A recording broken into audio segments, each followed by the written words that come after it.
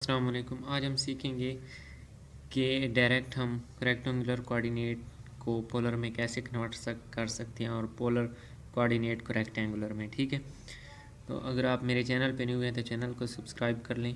ठीक है, अपनी कमेंट में राय भी पेश किया करें कि आपको कैसे समझ आ रही है। अब हम स्टार्ट करने लगे हैं। ठीक है, तो सबसे पहले ये हमारे पास रेक्टेंगुलर में दिया हुआ है, इसको हमने पोलर में कन्वर्ट करना है। ठीक है, तो शिफ्ट प्रेस करना है, इसके बाद ये पोलर। ठीक है, अब यहाँ पे हमने दो जो हमारे कोफिशिएंट्स हैं वो लिख लेने। 1 वो ये शिफ्ट के साथ एक्स वाला प्रेस करना है तो वो कम आ जाएगा, -√3।